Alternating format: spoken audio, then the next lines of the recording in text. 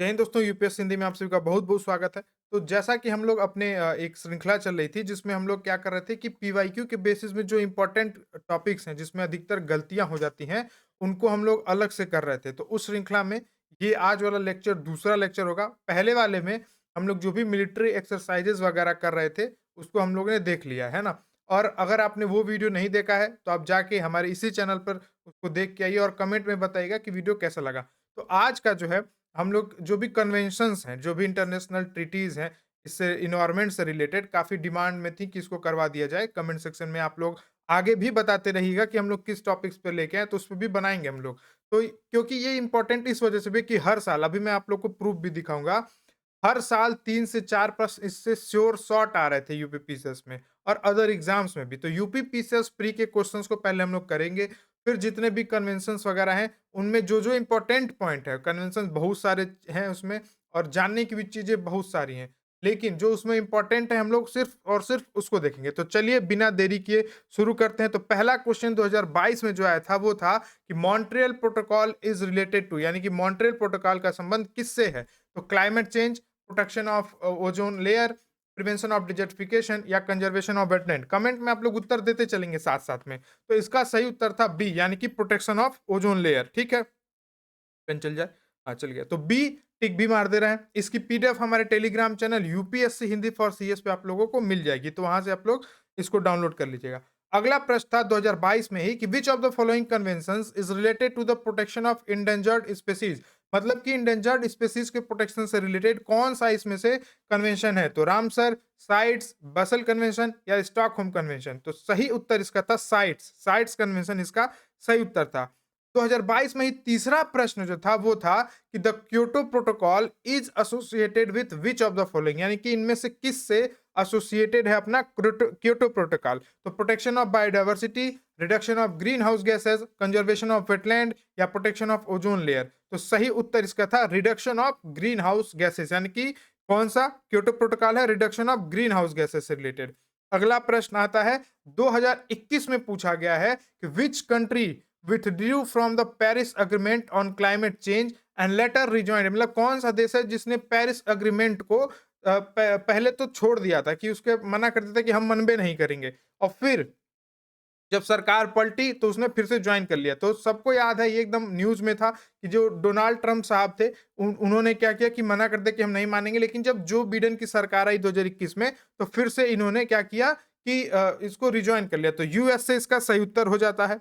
ये न्यूज में था तो इस वजह से पूछा था। ठीक है, अगला था 2021 का ही प्रश्न है कि the Stockholm convention is related to which of the following. Stockholm किससे संबंधित है? तो परसिस्टेंट ऑर्गेनिक पोल्यूटेंट से, ओजोन डिप्लीशन से, वेटलैंड कंजर्वेशन से या डेजर्टिफिकेशन से। तो सही उत्तर था परसिस्टेंट ऑर्गेनिक पोल्यूटेंट से। ठीक है, परसिस्टेंट ऑर्गेनिक पोल्यूशन यानी कि ऑप्शन ए। अगला प्रश्न आता है 2021 का ही है, the Paris agreement 2015 is associated with. अब देखिए दो बार, मतलब दो बार पूछ लिया पेरिस पे ही। ठीक है, एक तो वो ट्रम्प वाला और दूसरा ये पूछ ही लिया कि किससे। तो ओजोन लेयर, फिर लिमिटेड ग्लोबल टेम्परेचर राइज या वेटलैंड कंजर्वेशन या प्रिवेंशन ऑफ डिजर्टिफिकेशन। तो सही उत्तर था limited global temperature rise. Global temperature मतलब हम लोग 2 डिग्री से कम करेंगे, ठीक है उसको। इस पे क्या था?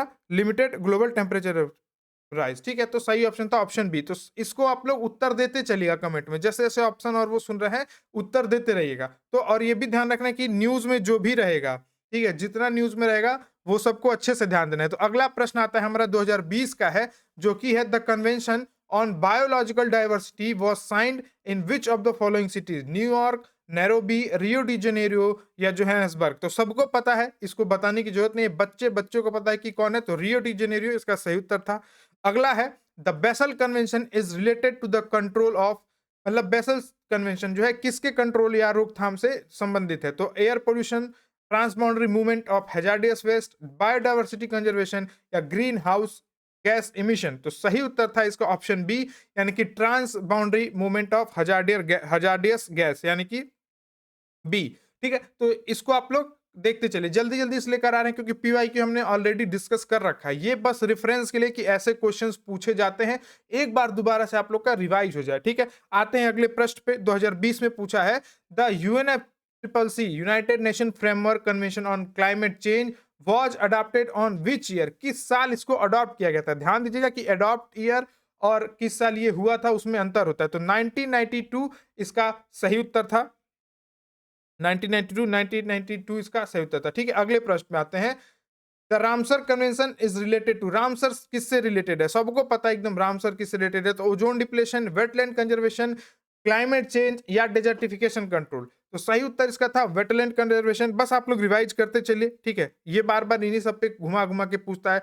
अब देखिए 2019 में फिर से पूछ दिया है पेरिस वाला। तो Paris agreement is an international treaty related to ozone layer protection, biodiversity conservation, climate change या डेजर्टिफिकेशन। तो सही उत्तर था क्या, क्लाइमेट चेंज से रिलेटेड। ठीक, अगला और अंतिम प्रश्न। इसके पहले बहुत सारे प्रश्न पूछे थे, प्रश्न कराने बैठेंगे तो 1 घंटा प्रश्न पे ही चला जाएगा। ठीक है, 12-15 क्वेश्चन आप लोग को बस रिवाइज करा दिया है।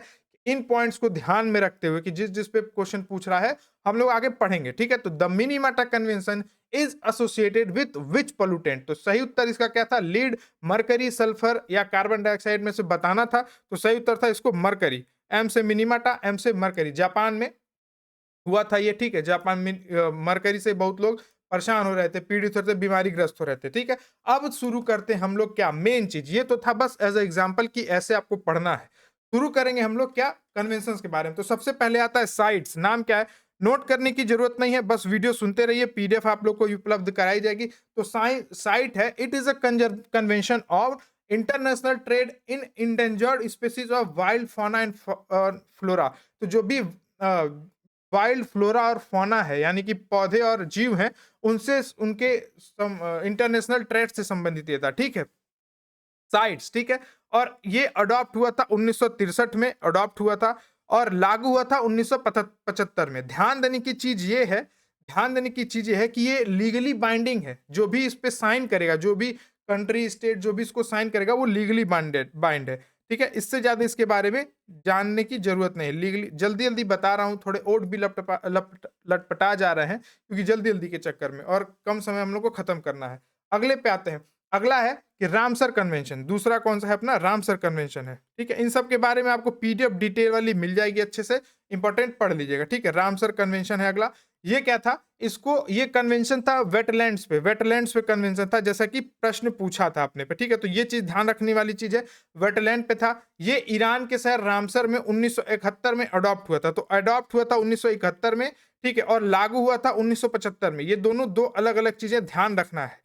ठीक है, टर्म्स जब भी क्वेश्चन में पूछे उसके हिसाब से उत्तर देना। ये नहीं कि पूछा अडॉप्ट तो आप बताएंगे लागू करने वाला। ठीक है, 1975 में लागू हुआ था। ठीक है, भारत में अभी अभी आज सितंबर चल रहा है, सितंबर तक 85 रामसर साइट्स हैं टोटल, 85 रामसर साइट हैं।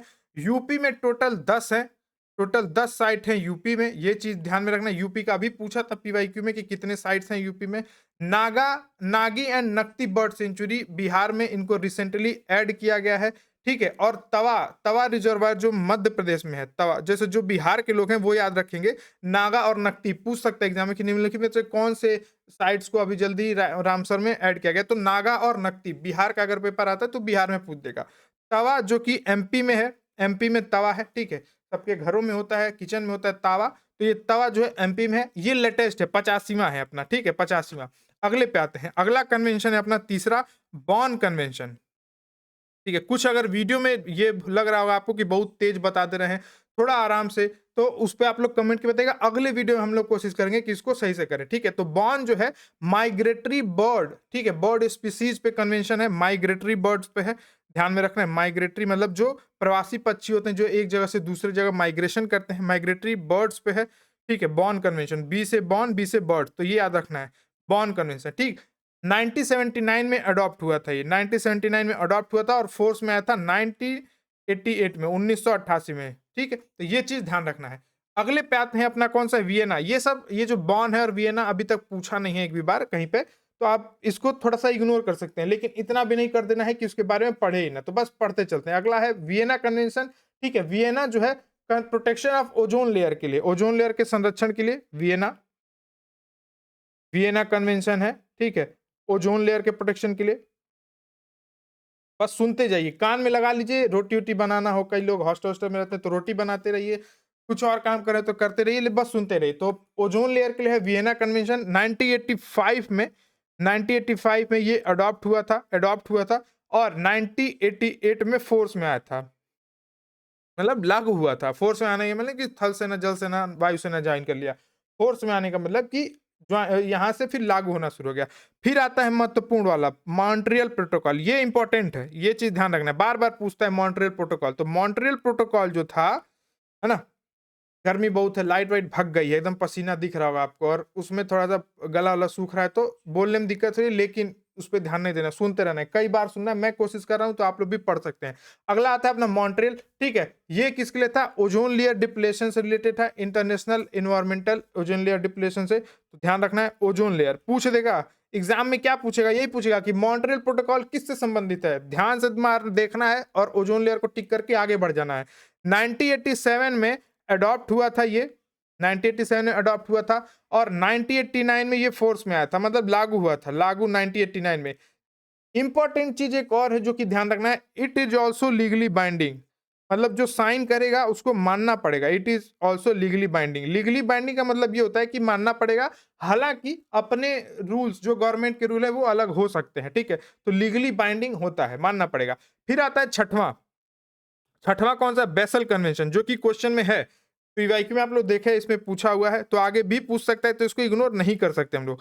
बेसल कन्वेंशन जो है, control of transboundary movement of hazardous waste and their disposal. मतलब जो भी हजार्डस वेस्ट है, जैसे न्यूक्लियर वेस्ट हो गया, वो कैसे एक देश से दूसरे जगह जा रहे हैं, उनके कंट्रोल पे, ठीक है? ट्रांस बाउंड्री उनका कंट्रोल करना है, ठीक है? कैसे वो जाएंगे वहां, कैसे रखेंगे, कैसे उसको डिस्पोज करेंगे, इससे रिलेटेड है बेसल कन्वेंशन, ठीक है? बॉर्न वाले से कंफ्यूज नहीं होना है। बॉर्न वाला जो था वो बर्ड्स के लिए था, ये बेसल है। बेसल कौन सा है? हजार्डस वेस्ट से रिलेटेड है। तो ये मैच द कॉलम में भी पूछ सकता है, 4-5 तो कन्वेंशन दे देगा और सामने उसका किससे कौन रिलेटेड है, तो ये ध्यान रखना है, ठीक है? ये 1989 में आया था, 1989 में अडॉप्ट हुआ था, अडॉप्ट हुआ। और फोर्स में कब आया? 1992 में। इसकी पीडीएफ मिल जाएगी, नोट वोट करने की जरूरत नहीं है, बस सुनते जाइए, आपका तैयार हो जाएगा। अगला आता है important, Rio summit. Rio summit अगला आता है, रियो समिट। तो बहुत घुस के नहीं पूछता है, जो पूछता है वो बता दे रहे हैं, ठीक है? It is a United nation conference on environment and development. ये यूनाइटेड नेशन जो हमारी है, संयुक्त राष्ट्र, उसका कन्वेंशन कॉन्फ्रेंस था किस पे? एनवायरमेंट यानी कि पर्यावरण और विकास पर, ठीक है? 1992 में ये हुआ था। 1992 में हुआ था, कहां पे? ब्राजील के रियो डी जेनेरियो में, ब्राजील के रियो डी जेनेरियो में। तो इस वजह से इसका ना, इसको ना बोल देते हैं कि रियो सम्मेलन है, रियो सम्मेलन, रियो डी जेनेरियो में हुआ था, है ना? ब्राजील के रियो डी जेनेरियो में था, तो इस वजह से इसको बोल देते हैं रियो सम्मेलन, ठीक है? अब इसके तहत 3 और कन्वेंशन हुए थे। कौन-कौन से हुए थे? इनको थ्री सिस्टर्स कन्वेंशन भी बोलते हैं, ठीक है? कौन-कौन से? एक तो सीबीडी था, convention on biological diversity, CBD. 8वां आता है कन्वेंशन ऑन बायोलॉजिकल डाइवर्सिटी, ठीक है? बायोलॉजिकल, स्क्रीन पे लिखना है इस वजह से नीचे देख रहा हूं, ठीक है? उससे परेशान नहीं होना है। सीबीडी, ठीक है? सीबीडी। एक कॉफी वाला होता है ना सीसीडी, वो नहीं, ये सीबीडी है, ठीक है? ठीक है, ये बायोलॉजिकल डाइवर्सिटी के लिए है, कंजर्वेशन ऑफ बायोलॉजिकल डाइवर्सिटी के लिए है। बायोलॉजिकल डाइवर्सिटी जो है, बायोलॉजिकल डाइवर्सिटी, उसका ये कंजर्व करेंगे, ठीक है? कब आया था? 1992 में अडॉप्ट हुआ था, 1992 में अडॉप्ट हुआ था, है ना? और लागू हुआ था 1993 में, 1993 में। ये भी लीगली बाइंडिंग है, ठीक है? जो लीगली बाइंडिंग है उसको ध्यान में रखना है, एग्जाम में पूछ से देगा। 2 स्टेटमेंट दे देगा कि this is related to conservation of biological diversity, यानी कि बायोलॉजिकल डाइवर्सिटी कंजर्वेशन से रिलेटेड है, और दूसरा दे देगा कि ये लीगली बाइंडिंग है, और आपको 2 ऑप्शन दे देगा, पहला गलत, दूसरा गलत, तीसरा गलत, ऐसे करके, ठीक है? तो इट इज लीगली बाइंडिंग, तो ये ध्यान रखना है ना? पीडीएफ वगैरह इसकी मिल जाएगी, परेशान नहीं होना। यूपीएससी हिंदी फॉर सीएस हमारे टेलीग्राम चैनल पे इसकी पीडीएफ आपको भर भर के मिल जाएगी। 9वां है, 9th, ये वो 3 सिस्टर कन्वेंशन में से दूसरा सिस्टर है, ये United nation convention on climate change, ठीक है? United nation framework convention on climate change, UNFCCC जिसको बोलते हैं हम लोग शॉर्ट में, उतना लंबा लिखेंगे बहुत समय खाएगा, ठीक? तो ये क्या है कि जो भी ग्रीन हाउस गैसेस से ग्लोबल वार्मिंग हो रही है, उससे ये रिलेटेड है, ठीक है? तो ये ध्यान में रखना है, ग्रीन हाउस गैसेस के कारण क्या होता है? ग्लोबल वार्मिंग, उससे रिलेटेड है ये, ग्लोबल वार्मिंग से रिलेटेड। तो एग्जाम में यही पूछ देगा कि यूएनएफसीसीसी किससे रिलेटेड है? तो ग्रीन हाउस गैसेस या ग्लोबल वार्मिंग, जो ग्लोबल वार्मिंग कॉज करती हैं, उन गैसेस, ग्रीन हाउस गैसेस से रिलेटेड जो ग्लोबल वार्मिंग कॉज करती हैं। 1992 में अडॉप्ट हुआ था ये, इसको गोद लिया गया था 1992 में और फोर्स में आया था कब? 1994 में। फोर्स में आया था 1994 में। इसने सेना जॉइन की थी 1994 में। अगला, अगला आता है ये तीसरा सिस्टर, ठीक है, यूएनसीसीडी, ठीक, united nation convention to combat desertification. इसके फुल फॉर्म में ही है डेजर्टिफिकेशन, तो बस फुल फॉर्म याद कर लीजिए, पता चल जाएगा आपको कि किस लिए है ये, ठीक है। तो यूएनसीसीडी है डिजर्टिफिकेशन से लड़ाई करने के लिए, कॉम्बैट करने के लिए, ठीक है। 1994 में अडॉप्ट हुआ था ये। क्रोनोलॉजी के क्वेश्चंस भी बन सकते हैं, इस वजह से आपको ईयर बताए जा रहे हैं। और फोर्स में आया था कब? फोर्स में आया था 1996 में, ठीक है। अगला, अगला देखते हैं हम लोग, ठीक। ये आता है अगला इंपॉर्टेंट, सीओपी 1। अभी सीओपी के जो लेटेस्ट एडिशन है उसके बारे में भी हम लोग जान लेंगे वीडियो के अंत तक। तो ये था सीओपी 1, 11वां अपना टॉपिक सीओपी 1 था। सीओपी वीडियो था जल्दी जल्दी बनाना चाह रहे हैं ताकि आप लोग का समय भी बचे, ठीक है, जल्दी कम समय आप लोग का ज्यादा रिवाइज हो। तो सीओपी 1 1995 बर्लिन जर्मनी में हुआ था, ठीक है। ध्यान रखना है कहाँ पे होता, बर्लिन जर्मनी में 1995 में, ठीक है। यूएन ट्रिपल एफ सी का जो है, ठीक है, क्लाइमेट चेंज पे जो हुआ था ये वो था, सीओपी हुआ था, ठीक है, क्लाइमेट चेंज पे, ठीक है, क्लाइमेट चेंज पे हुआ था ये, ध्यान रखना है। यूएफ ट्रिपल सी के अंतर्गत होता है ये, ठीक है। ये वही सब क्लाइमेट चेंज मतलब क्या, ग्रीन हाउस गैसेस से निपटेंगे, और जो भी अग्रीमेंट्स फ्यूचर को कोई भी देश कैसा अग्रीमेंट साइन कर रहा है, क्या वो कदम उठाएगा, इन सब पे चर्चा करने के लिए सीओपी जो भी होता है वो होता है। अगले पे आते हैं 12वें पे। ये इंपॉर्टेंट बस ये है कि सीओपी 1 कब हुआ था, ये इसमें ज्यादा इंपॉर्टेंट था, बाकी क्या हुआ था क्यों हुआ था इस सब नहीं। अगला है क्योटो प्रोटोकॉल। क्योटो प्रोटोकॉल ज्यादा इंपॉर्टेंट है, ठीक है, ये ध्यान से पढ़ना है। क्योटो प्रोटोकॉल सारे पर, सीओपी 1 बहुत ज्यादा इंपॉर्टेंट नहीं, ठीक है।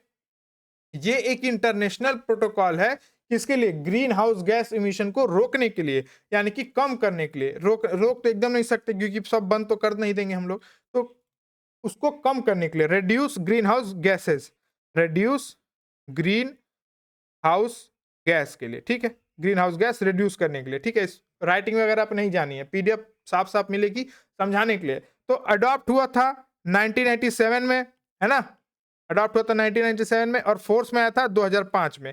2005 से ये लागू हुआ था। क्योटो प्रोटोकॉल लागू कब हुआ था? तो 2005 बताएंगे आप लोग। और पूछा था कि आया कब था, तो 1997 में। अगला आता है अपना कार्टेजेना प्रोटोकॉल। कार्टेजेना प्रोटोकॉल जिसको बोलते हैं कार्टेजेना प्रोटोकॉल, ठीक है।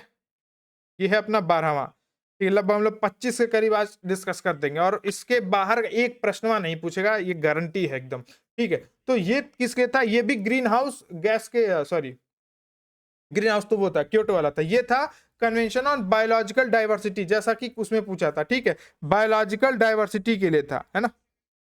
कार्टिजेना था बायोलॉजिकल डाइवर्सिटी से रिलेटेड। तो मैच द फॉलोइंग में कार्टिजेना देख के आप लोग मिलाएंगे किससे? बायोलॉजिकल डाइवर्सिटी से रिलेटेड। 2000 में आया था, ये अडॉप्ट हुआ था, 2000 में अडॉप्ट हुआ था, और फोर्स में आया था 2003 में। 2003 में इसने थल सेना ज्वाइन कर लिया था, मतलब फोर्स में आया था, मजाक कर, है ना।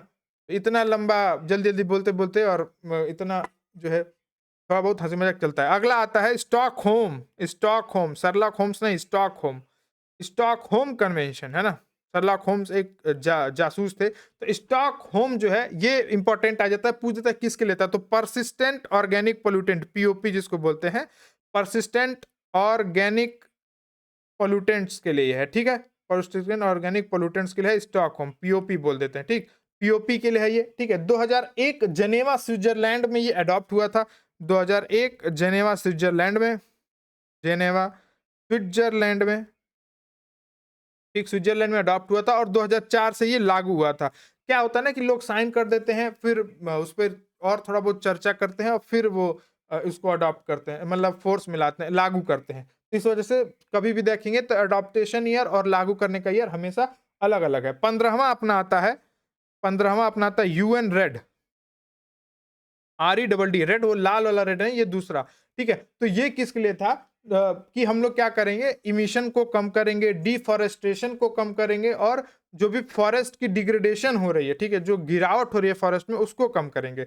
यूएन रेड इसके लिए बनाया गया था, ठीक है। अभी एग्जाम में पूछा नहीं है, सिर्फ 2008 में चूंकि ये आया था तो इस वजह से पूछ दिया था। तो 2008 में ये आया था, बना था, 2008 में बना था, 2008 में बना था यूएन रेड। तो ये ध्यान रखना है बस, उसके बाद बहुत ज्यादा इससे एग्जाम में क्वेश्चन नहीं है। अगला आता है नागोया, ये इंपॉर्टेंट है, यूपीएससी में भी पूछ देता है।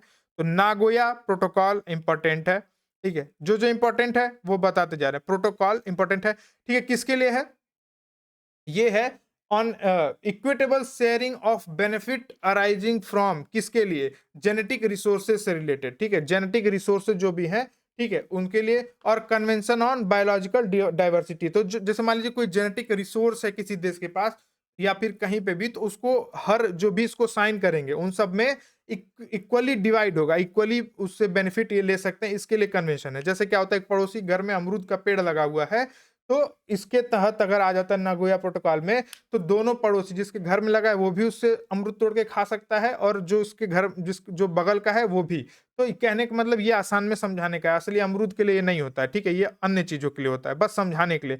ये अडॉप्ट हुआ था 2010 में, 2010 में अडॉप्ट हुआ था, है ना। वीडियो लगता है लंबी ही बन जाएगी। और फोर्स में आया था 2014 में, 2014 में फोर्स में आया था, ठीक है, फोर्स में आया था। अगला अगला आते हैं मिनीमाटा कन्वेंशन, जो कि क्वेश्चन में पूछा था, मिनीमाटा कन्वेंशन, ठीक है, इसको देख लेते हैं। मीना माटा, मीना माटा बोलते हैं, मीना माता। यहाँ भारत में एक माता आती हैं जिनको चिकन पॉक्स बोलते हैं, तो ये वो नहीं है, ये मीना माता है, ठीक है। एडवर्स इफेक्ट ऑफ मरकरी के लिए ये था, ठीक है, हेल्थ इश्यूज जो भी हो रहे थे उससे बचने के लिए, तो मरकरी, ठीक है, मरकरी के एडवर्स इफेक्ट से लड़ने के लिए, ठीक है, ये ध्यान में रखना है, गलती नहीं करनी है। जब अब इसके बाद अगर एग्जाम में क्वेश्चन आया और गलती हो गया तो बूझे रहिएगा आप लोग। तो 2013 में अडॉप्ट हुआ था, 2013 में अडॉप्ट हुआ था। जैसे बहुत ज्यादा लोग मर गए थे इससे, ठीक है, मरकरी मरकरी अगर आप देखेंगे ना, तो अभी भी थर्मामीटर, पहले मरकरी अब वो बंद हो चुकी है, अब इलेक्ट्रिक आती है उसकी जगह। और 2017 में फोर्स में आया था, तो मिनेमाटा जरूर याद रखिएगा, 2017 में फोर्स में, ठीक है, 2017 में। अगला आता है किगाली, किगाली, किगाली प्रोटोकॉल, ठीक है, किगाली कन्वेंशन या प्रोटोकॉल या एग्रीमेंट, जो भी कहिए आप, ठीक है, किगाली एग्रीमेंट बोल लेते हैं। तो किगाली एग्रीमेंट ये क्या था कि मॉन्ट्रियल प्रोटोकॉल जो था, जो मॉन्ट्रियल प्रोटोकॉल था, मॉन्ट्रियल प्रोटोकॉल, उसमें अमेंडमेंट था, मॉन्ट्रियल प्रोटोकॉल में अमेंडमेंट था, में अमेंडमेंट था, अमेंड किए थे। जैसे भारतीय संविधान लचीला है, अमेंडमेंट होता रहता, तो ऐसे ही मॉन्ट्रियल प्रोटोकॉल में अमेंडमेंट था। और कब हुआ था? 2016 में ये अडॉप्ट हुआ था, अडॉप्ट हुआ था, और फोर्स में आया 2019 में। फोर्स वाला एक बार नहीं भी याद करेंगे, अडॉप्ट वाला तो जरूर याद रखिएगा, ठीक है। क्रोनोलॉजी में इस वजह से ही बताया जा रहा है, ठीक है, आप सभी को क्रोनोलॉजी से इसलिए बताया जा रहा है कि एक बार दिमाग में रहे कि पहले आया, पहले दूसरा आया। इसके अगले वीडियो में हम लोग क्या डिस्कस करेंगे, वो हाथी वगैरह का, ठीक है, कि कब एलिफेंट वाला आया था, कब टाइगर वाला आया था, ये सब डिस्कस करेंगे अगले वीडियो में। अब आता है इंपॉर्टेंट 19वां आता है क्या? COP25। COP25 क्या था?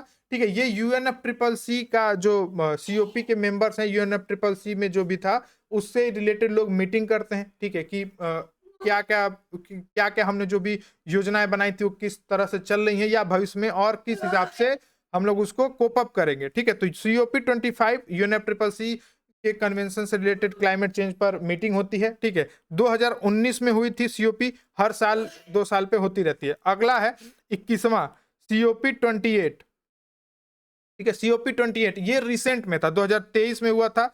इंपॉर्टेंट ये हो जाता है एग्जाम में आने के लिए, 2023 दिसंबर में हुआ था ये, ठीक है, 2023 दिसंबर में। ये पेजवा नहीं बढ़ा ससुरा, तो 2023 दिसंबर में बन रहा था, यहीं कहीं खोज देते हैं। 2023 दिसंबर में हुआ था COP28, तो ये ध्यान में रखना है बिल्कुल भी, ठीक है। 2023 दिसंबर में हुआ था, और इस क्या क्या मुद्दों पे था? तो डीप इमिशन कट्स, ठीक है, इमिशंस को हम लोग कट करेंगे, जो भी इमिशन हो रहा है इस पे था। फाइनेंस बढ़ाएंगे, जो भी इन्वायरमेंट प्रोग्राम है उनका इंक्रीज फाइनेंस करेंगे, फाइनेंस उनको ज्यादा और फंडिंग देंगे, ठीक है। और जो भी 1.5 डिग्री से ज्यादा जो इंडस्ट्रियल लेवल हैं उनसे ग्लोबल टेम्परेचर को कोशिश करेंगे कि 1.5 डिग्री से कम ले आए, इससे ज्यादा ना बढ़े। हालांकि इससे ज्यादा बढ़ चुका है, लेकिन इसमें हम लोग करेंगे कि कंट्रोल करें और 1.5 डिग्री से ज्यादा ना हो।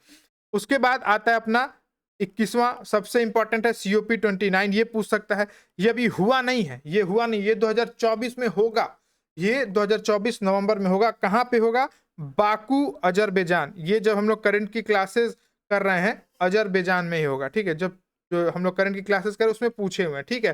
ठीक है, तो 2024 बाकू अज़रबैजान में हुआ है। तो जितने कन्वेंशंस वगैरह थे इम्पोर्टेंट आपको करा दिए गए। वीडियो थोड़ी-सी लंबी हो गई है, उसके लिए माफ़ी चाहेंगे। कोशिश की गई है कि जल्दी-जल्दी में आप लोग को बताया जाए और वही चीज़ें बताएँ जाए जो पीवाईक्यू में पूछा है। पीवाईक्यू में बहुत लंबा-चौड़ा नहीं पूछा हुआ है। बस इतना कि कौन-सा किससे रिलेटेड है, ठीक है? तो वीडियो पसंद आए तो लाइक करिएगा, ठीक है? और कमेंट में जो-जो चीज़ें बताई जा रही हैं ना, उसको आप लोग एक बार टाइप भी करिएगा ताकि आप लोग के दिमाग में यहाँ पे बैठे। लिखने से चीज़ें बैठती हैं, तो यहाँ पे टाइप करिएगा। कि नोट नहीं करिएगा, इसको बस कान में लगा के सुनते रहिएगा, 2 से 3 बार सुनिएगा। ज़्यादा से ज़्यादा जितनी बार सुनेंगे उतनी बार रिवाइज़ होगा, ठीक है? तो मिलते हैं अगले वीडियो में हम लोग टॉपिक बताइएगा आप लोग कि किस टॉपिक को आप लोग को वीडियो चाहिए। तो अगले मिलते हैं सभी को। जय हिंद, बहुत-बहुत धन्यवाद।